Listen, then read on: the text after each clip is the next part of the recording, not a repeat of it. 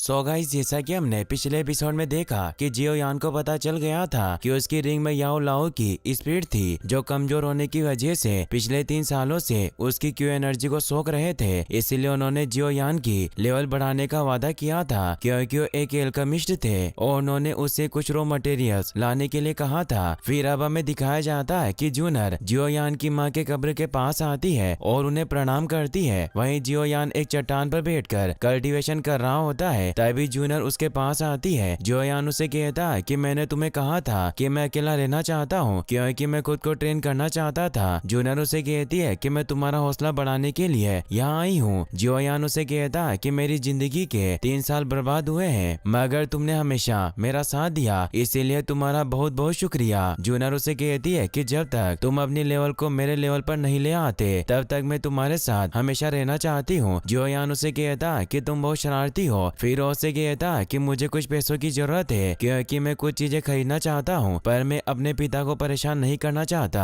बस मैं इतना चाहता हूँ कि तुम्हें ही मेरे सीक्रेट्स के बारे में पता हो और मैं तुम्हारे पैसे जल्दी लौटा दूंगा। जूनर उससे पूछती है कि तुम्हें कितने पैसे चाहिए, क्या तुम्हारे लिए 1000 सिक्के काफी है। जियोयान कहता है कि मुझे डर है कि इतने पैसों में काम नहीं होगा, इसीलिए मुझे थोड़े ज्यादा पैसे चाहिए। जूनर उसे 5 पर्पल लाइंस वाला गोल्डन कार्ड देती है तो जियोयान कहता है कि बहुत ज्यादा है। जूनर उसे कहती है कि तुम्हें मेरे लिए इतना विनर होने की जरूरत नहीं है क्योंकि मेरी तुमसे एक रिक्वेस्ट है कि तुम जो भी चीजें खरीदने जा रहे हो वहाँ तुम्हें मुझे भी लेकर चलना होगा। फिर वो दोनों एक बाजार में आ जाते हैं जहाँ जियोयान की लिस्ट के मुताबिक चीजें खरीदना आए थे। वो दोनों एक फार्मेसी में पहुँचते हैं जहाँ बाहर से ही असिस्टेंट उनका स्वागत करता है। वो उनसे पूछता है कि मैं आपकी कैसे मदद कर सकता हूँ। जूनर उसे बैंगनी कार्ड दिखाती हुई बताती है कि मैं जियो परिवार से हूँ और मैं लगातार यहाँ आती रहती हूँ। उस कार्ड को देखकर वो असिस्टेंट खुश होता है और ने अंदर आने को कहता है। तभी हम देखते हैं कि 2 सैनिक जियोयान और जूनर पर नजर रख रहे थे।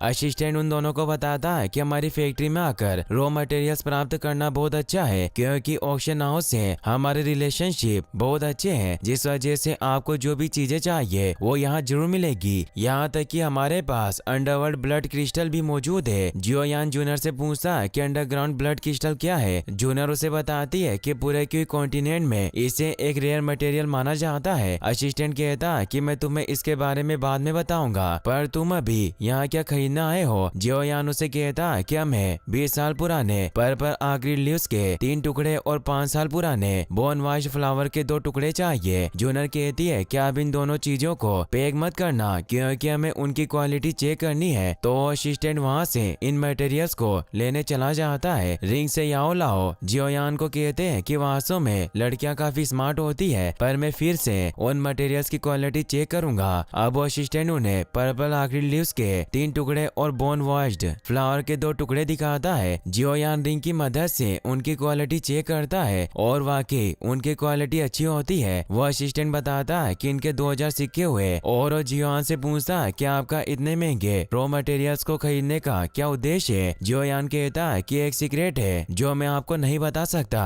फिर वो दोनों वहाँ से निकल जाते हैं। जूनर जियोयान से कहती है कि आज मुझे असिस्टेंट का व्यवहार काफी अलग लगा, मुझे लगता है कि हमसे कुछ छिपा रहा था। जियोयान कहता है कि आमतौर पर डिपार्टमेंट स्टोर के एम्प्लॉयज हमें जानते हैं मगर फिर भी वो हमें पहचानने का नाटक कर रहा था ताकि वो हमसे जानकारी हासिल कर सके। जूनर कहती है कि हमें ज्यादा नहीं सोचना चाहिए, वैसे भी इन रॉ मटेरियल्स की क्वालिटी काफी अच्छी है। जियोयान उसे बताता है कि इन मटेरियल्स की कीमत 2000 सिक्के बहुत ज्यादा थी। जूनर उसे कहती है कि अगर तुम ब्लड क्रिस्टल की कीमत जानोगे तो तुम वास्तव में हैरान रह जाओगे। जियोयान कहता है कि बेहतर होगा कि तुम मुझे उसकी कीमत ना बताओ और उससे पूछता है कि अब हमें तीसरे रॉ मटेरियल्स को हासिल करने के लिए कहाँ चलना है। तो जूनर पहाड़ों की तरफ इशारा करती हुई बताती है कि सड़क के बगल में वहाँ एक शॉप है और उसे पूरा रास्ता बताने लगती है। तभी वो देखती है कि उस शॉप का असिस्टेंट जियाली फैमिली के एक सैनिक के साथ बात कर रहा है जो कि जियालीबी का एक सैनिक था। जूनर कहती है कि जरूर इनके इरादे कुछ अच्छे नहीं है। जियोयान कहता है कि हमें जल्दी से यहाँ से निकलना होगा और वो दौड़ते हुए वहाँ से गेट की तरफ जाने लगते हैं मगर तभी जियाली के 2 सैनिक आकर उन्हें रोक लेते हैं और कहते हैं कि तुम तो जियो परिवार के वही तीसरे यंग मास्टर हो जिसने अपनी एंगेजमेंट रद्द कर दी। जियोयान कहता है कि मैंने सगाई नहीं तोड़ी बल्कि उसे तलाक दिया है। एक सैनिक अपने साथी से कहता है कि लड़का ज्यादा मजबूत नहीं है। रिंग से याओ लाओ जियोयान को कहता है कि तुम्हें अभी लड़ना नहीं चाहिए बल्कि इन रॉ मटेरियल्स को बचाना चाहिए। तो जियोयान जूनर को लेकर वहाँ से भागने लगता है। वो सैनिक उनका पीछा करते हैं मगर जियोयान और जूनर तेजी से आगे निकल जाते हैं, जिससे उन्हें चकमा देने में कामयाब हो जाते हैं। जियोयान काफी थक जाता है और वो जूनर से कहता है कि मुझे उम्मीद नहीं थी कि वो बुढ़ा जिया ली भी हम पर हमला करने के लिए इतना उतावला होगा। जूनर कहती है कि हम जिस स्टोर में सामान खरीदने जाते थे वहाँ के लोग उनसे मिले हुए होंगे, इसीलिए हमें दूसरे स्टोर को खोजना होगा। जियोयान कहता है कि हमें ऐसी दुकान खोजनी चाहिए जिसे जियो फैमिली के द्वारा कंट्रोल किया जाता हो। फिर वो दोनों वहाँ से निकल जाते हैं। वहीं जिया ली का बेटा याओ भी बाजार में आ जाता है, जहाँ एक आदमी उसे टकरा जाता है। तभी उसके सैनिक आकर बताते हैं कि हम जियोयान को पकड़ने में असफल रहे। तो उसे बहुत गुस्सा आता है और वो जिस आदमी से टकराया था उसे दूर फेंक देता है। इससे डरकर वो सैनिक उससे माफी मांगते हैं। तभी एक दूसरा सैनिक याओ से कहता है कि सियोपा पिलांग फार्मेसी में हमें जो जानकारी मिली उससे हमें पता चला कि जियोयान ने कच्चा माल खरीदने के लिए 2000 सिक्के दिए हैं। याओ कहता है कि जरूर जियोयान ने किसी एल्केमिस्ट को काम पर रखा है। सैनिक बताता है कि हमें जासूसों से इस बारे में अभी कोई जानकारी नहीं मिली। याओ कहता है कि हमें जियोयान को पकड़ना होगा और जब मेरे पिता का इस बाजार पर कब्जा हो जाएगा तो मैं सभी गरीब लोगों को यहाँ से बाहर निकाल दूंगा। वहीं जूनर और जियोयान एक और शॉप पर पहुंच जाते हैं जहाँ से इन्हें इविल कोर हासिल करना था। दुकानदार उन्हें बताती है कि कोई भी दवाई बनाने में इविल कोर एक मुख्य इंग्रेडिएंट होता है और उन्हें फर्स्ट लेवल का third young Lord evil core दिखाती है। जियोयान उसे देखकर हैरान रह जाता है और कहता है कि मॉन्स्टर कोर है और मैंने ऐसे कई लोगों के ग्रुप्स के बारे में सुना है जो मॉन्स्टर कोर को हासिल करने के लिए राक्षसों का शिकार करते हैं और इनसे ही उनका जीवन व्यापन होता है। तो शॉपकीपर उन्हें बताती है कि वो लोग एक महीने में सैकड़ों से अधिक जादुई राक्षसों का शिकार करते हैं, लेकिन वो अपने घर बहुत कम जादुई कोर ला पाते हैं, इसीलिए कोर निश्चित रूप से बहुत दुर्लभ है। जूनर उससे पूछती है कि क्या सैकड़ों जादुई राक्षसों में इस मॉन्स्टर कोर को ढूंढना इतना मुश्किल होता है। तो वो बताती है कि बहुत कम जादुई राक्षसों में ये कोर पाया जाता है। तभी उन्हें हमले की आवाज सुनाई देती है, इसीलिए जियोयान बाहर देखने जाने लगता है। जूनर को उसकी फिक्र होती है मगर जियोयान उसे कहता है कि तुम मैजिक कोर खरीद कर सीधे घर जाओ और वो बाहर खड़े गार्ड से पूछता है कि क्या हुआ।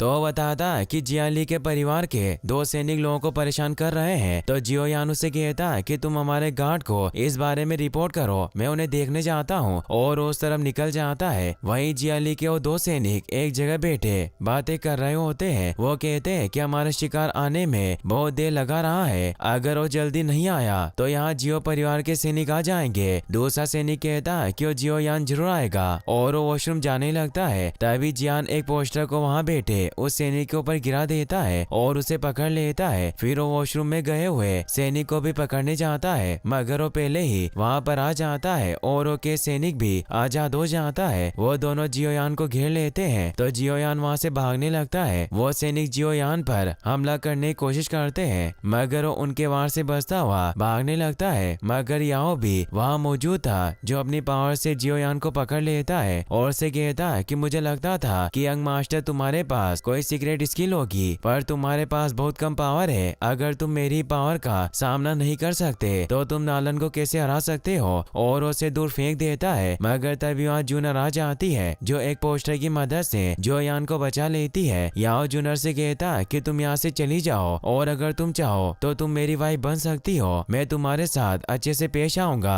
जियोयान को इससे गुस्सा आता है और वो कहता है कि जूनर के साथ तुम्हारी फ्लर्ट करने की हिम्मत कैसे हुई। याओ से कहता है कि जितनी मेरे पास पावर है उस हिसाब से मैं जूनर से शादी कर सकता हूँ। जूनर उसे कहती है कि कौन लड़की तुमसे शादी करना चाहेगी। तभी वहाँ जियो फैमिली के गार्डियंस आने लगते हैं, इसीलिए सैनिक याओ से कहते हैं कि हमें यहाँ से निकलना होगा। तो याओ अपने साथियों के साथ निकल जाता है। वो अपने पिता के पास जाकर उन्हें बताता है कि हमने बाजार में गड़बड़ी की, मगर फिर भी यूनलेन सेक्शन ने कोई रिएक्शन नहीं दिया। जियोली कहता है कि इसका मतलब दोनों एक दूसरे से अलग हो गए। याओ बताता है कि जियोयान बहुत मूर्ख है, वो एक एल्केमिस्ट की मदद ले रहा है मगर फिर भी वो कमजोर है, इसीलिए हमारे लिए खतरा नहीं हो सकता। जियाली भी कहता है कि अगर जियोयान एक एल्केमिस्ट की मदद ले रहा है तो ये हमारे लिए खतरनाक साबित हो सकता है, क्योंकि अभी जियोयान नालन को नहीं हरा सकता, लेकिन अगर उसने एक एल्केमिस्ट की मदद ली तो मजबूत हो सकता है, जिससे जियो परिवार शक्तिशाली हो जाएगा। याओ अपने डेट से पूछता है कि हमें क्या करना चाहिए। जियोली भी कहता है कि हमारे पास एक ही समाधान है कि हमें प्रॉब्लम को जड़ से ही खत्म करना होगा। वहीं हम जियोयान को उसके घर पर देखते हैं याओ लाओ जियो यान के द्वारा लाए हुए रॉ मटेरियल से मेडिसिन बनाने लगता है। वो अपने हाथों से डूची के फ्लो को बाहर निकालता है जो सॉलिड स्टेट में था। यह देखकर जियो यान हैरान होता है और ने कहता है कि ऐसा तो मेरे पिता भी नहीं कर सकते। याओ लाओ से बताता है कि मैं तुम्हें ऐसा करने की वर्क स्टेप बताऊंगा और तुम्हें याद रखना होगा कि डूची को कैसे कंट्रोल करना है। फिर वो उन तीनों मटेरियल्स को मिलाकर एक मेडिसिन बनाने लगते हैं और उसे एक दवाई में डाल देते हैं। जियो यान उन्हें कहता है कि सप्लीमेंट मेंटल स्ट्रेन प्रॉब्लम को सॉल्व कर सकता है मगर यह बहुत डिफिकल्ट लगता है। याओ लाओ से बताते हैं कि तुम्हें जल्दबाजी करने की कोई जरूरत नहीं है, तुम्हें एक नए सिरे से शुरुआत करनी होगी। तो जियो यान भी कोशिश करके डूची के सॉलिड स्टेट को अपने हाथ से बाहर निकाल लेता है। इससे याओ लाओ हैरान होते हुए कहते हैं कि तुम वास्तव में सॉलिड फायर को रिलीज कर सकते हो और उससे पूछते हैं कि तुम लेवल 3 डू एनर्जी के साथ सॉलिड फायर को रिलीज कर रहे हो। तुम्हें अपने हाथों पर डूची पावर को इकट्ठा करना होगा। जियो यान उसे महसूस कर पाता है। याओ लाओ कहते हैं कि तुम्हें अपनी हथेली के सेंटर पर फोकस करना होगा। जियो यान जब ऐसा करता है तो और ज्यादा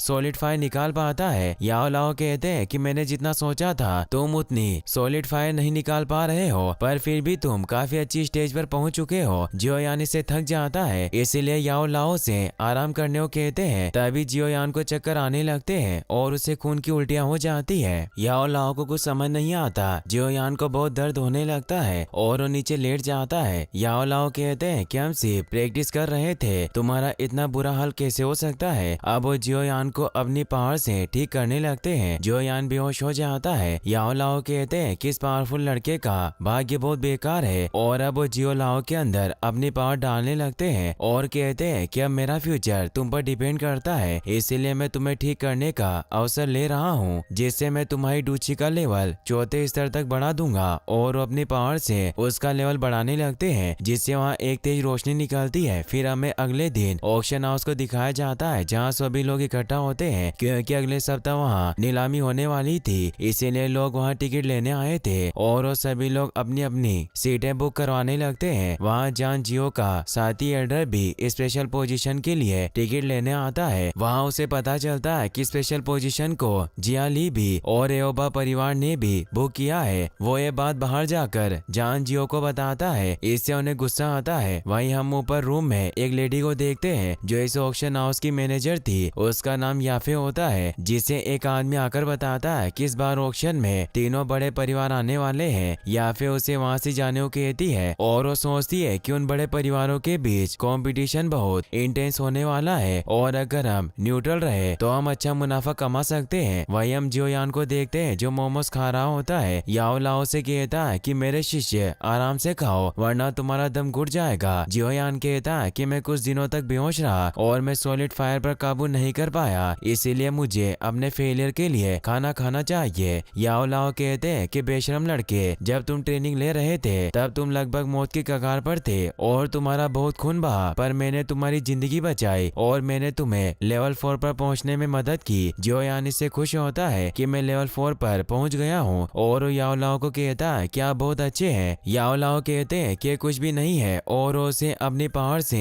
एक मोमो हवा में उठाकर दिखाते हैं। जियो यान पूछता है कि कौन सी स्किल है। याओ लाओ बताते हैं कि इनसिग्निफिकेंट स्किल वैक्यूम टेक्निक है। तभी याओ लाओ को उस मोमो के गर्म होने की वजह से दर्द होने लगता है। तो जियो यान उन्हें कहता है कि एक आत्मा आग पैदा कर सकती है लेकिन वो हीट से डरती है। तभी उसे पाम टेक्निक के बारे में कुछ याद आता है कि जब वो बाजार में गया था तब रास्ते में याओ लाओ ने उसे एक धातु का टुकड़ा खरीदने को कहा था और बताया था कि इस टुकड़े में डूची की पाम वैक्यूम टेक्निक शामिल है जिसका यूज मैं तुम्हें समय आने पर सिखा सकता हूँ, इसीलिए उसने उसे खरीद लिया था। जियो यान उस टुकड़े को देखकर सोचता है कि मैं इसके बारे में भूल ही गया था और वो याओ लाओ से कहता है कि तुमने कहा था कि तुम मुझे पाम टेक्निक सिखाओगे, इसीलिए तुम्हें अपनी बात रखनी होगी। याओ लाओ कहता है कि मैं तुम्हें नहीं सिखा सकता जब तक कि तुम मुझे मास्टर नहीं कहते। तो जियो यान एक मोमो को आगे करके मास्टर कहता है जिससे याओ लाओ से पाम टेक्निक सिखाने के लिए मान जाता है, मगर जियो यान उन्हें बताता है कि मैंने आपको मास्टर नहीं कहा बल्कि मैंने तो इस मोमो को कहा था। इससे वो गुस्सा होते हैं मगर वो खुद को शांत कर लेते हैं और मोमो के मसाले को बाहर निकालकर उसे बताते हैं कि पाम टेक्निक सीखने के बाद जब तुम मास्टर बनोगे तो तुम 1 टन से भी ज्यादा वजन के पत्थर को उठा सकते हो और अगर तुम उस पत्थर से अपने दुश्मन को मारो तो एक भयानक स्थिति बन सकती है और तुम्हारे दुश्मन का खून पूरी तरह से बह सकता है। जियोयान कहता है कि जल्दी मुझे ये टेक्निक सिखाओ। याओ लाओ उस मेटल प्लेट को ले लेते हैं और उसे कहते हैं कि plate palm of the vacuum technique के लिए बहुत उपयोगी है, इसीलिए तुम बहुत भाग्यशाली हो। इस प्लेट में कई पाम आर्ट्स है, साथ ही पाम फायर विंड की पावर भी।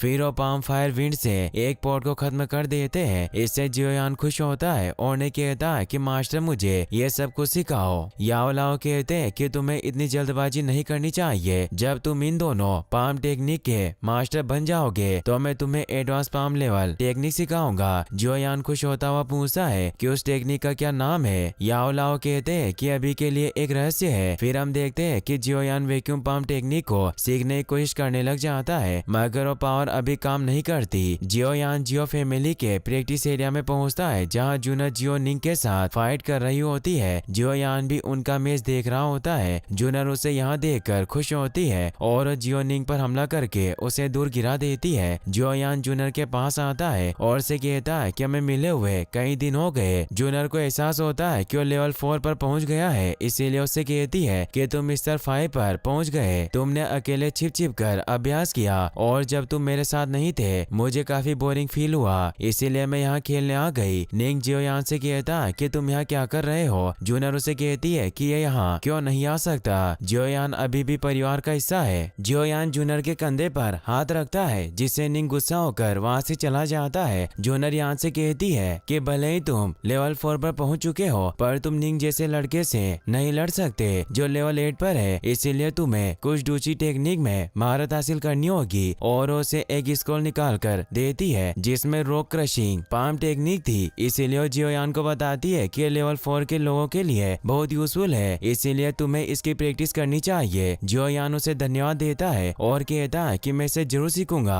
फिर वो अपने कमरे में आ जाता है और वो याओ लाओ को उस the rock crushing palm technique के बारे में बताता है। याओ लाओ से बताते हैं कि टेक्निक बकवास है। जियोयान कहता है कि जूनर ने मुझे ये टेक्निक सीखने को कहा। याओ लाओ कहते हैं कि कचरा हमेशा कचरा ही करता है और उसे एक दूसरा स्क्रॉल देते हैं जिसमें एक ब्लैक लेवल टेक्निक थी। वो उसे बताते हैं कि तुम्हें इसे सीखने के लिए डूची के लेवल 5 पर पहुंचना होगा। जियोयान उन्हें कहता है कि लेवल 5 पर पहुंचने में मेरी मदद करें और उन्हें 3 बार मास्टर कहकर बुलाता है तो वो भी मान जाते हैं। वहीं हमें दूर पहाड़ों पर नालन को दिखाया जाता है जो कल्टीवेशन कर रही होती है। साथ ही वो ये भी सोच रही थी कि जियोयान 3 साल बाद मुझसे हारकर शर्मिंदा क्यों होना चाहता है। फिर हम देखते हैं कि याओ लाओ जियोयान को ट्रेनिंग देने लग जाते हैं। वो उसे ऑक्टेन श्रेडर टेक्निक के बारे में बताते हैं कि हाई लेवल की टेक्निक है जो डूची का अभ्यास करने वाले की क्लोज कॉम्बैट के वक्त अच्छी होती है और ये टेक्निक ग्रेट पावर के लिए जानी जाती है। और उस पर फायर से हमला करते हुए बताते हैं कि जब तुम इसमें महारत हासिल कर लोगे तब तुम्हें अटैक करने की पावर की 8 लेयर शामिल हो जाएगी। जियोयान को समझ नहीं आता कि वो मुझे ट्रेन करने के लिए इस तरह मार क्यों रहे हैं। याओ लाओ से बताते हैं कि इसकी मदद से तुम्हारी शारीरिक शक्ति को तेजी से बढ़ाया जा सकता है और ऑक्टेन क्रशिंग टेक्निक को सीखने के लिए तुम्हें मजबूत बॉडी की आवश्यकता होगी और हमें बहुत सारे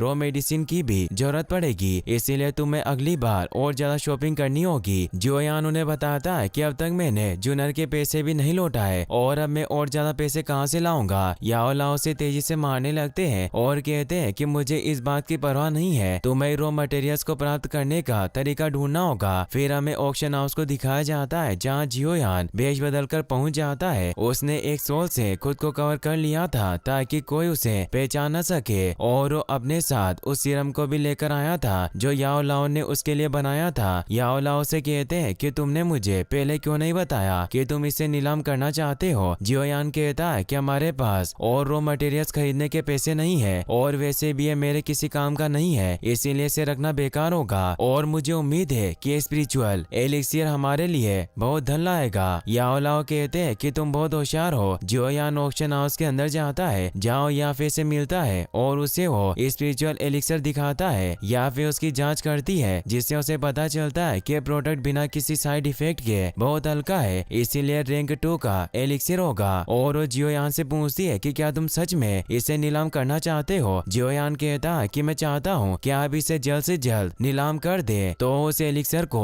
ऑक्शन में लेकर जाने लगती है और अपने साथ जियोयान को भी ऑक्शन हॉल में आने को कहती है। जियोयान भी उनके साथ जाने लगता है मगर याफे जियोयान यान का चेहरा देखने लगती है, लेकिन उसका हाथ पकड़कर उसे रोक लेता है और कहता है कि मैं अपनी पहचान को राज रखना चाहता हूँ। अब याफी ऑक्शन में उस स्पिरिचुअल एलिक्सर की बोली लगाने लग जाती है। उस ऑक्शन हॉल में जान लियो और जियाली भी आए हुए होते हैं। वो सभी को बताती है कि लीजेंडरी स्पिरिट एलिक्सिर ज्ञान को तेज करता है और स्पीड ऑफ रिफाइनमेंट को भी बढ़ाता है, इसीलिए आप इसे अपने बच्चों को जीनियस बनाने के लिए खरीद सकते हैं। और उसकी शुरुआती बोली 8,000 लगाती है। जियालीबी को पता था कि जान जियो अपने बेटे के लिए इसे जरूर खरीदेगा, इसीलिए इसकी कीमत 30,000 सिक्के लगाता है और ये कीमत बहुत ज्यादा थी। इससे सभी हैरान रह जाते हैं, मगर जान उसे अपने बेटे के लिए खरीदना चाहते थे, इसीलिए उसकी बोली 40,000 सिक्के लगाते हैं। जान जियो के साथ ही एडो ने समझाने की कोशिश करते हैं कि जियालीबी आपको फंसा रहा है, इसीलिए उसने इसकी कीमत बढ़ाई, लेकिन वो नहीं सुनते और उसकी कीमत को वापस दोहराते हैं और इससे ज्यादा उसकी बोली कोई नहीं लगाता। इसीलिए एलिक्सर अब जान जियो का हो जाता है और यहीं पर यह एपिसोड खत्म होता है। गाइस, अगर आप इसका नेक्स्ट एपिसोड भी जल्दी देखना चाहते हैं तो इस वीडियो को लाइक करने के साथ साथ चैनल को सब्सक्राइब जरूर कर लें। Thanks for watching.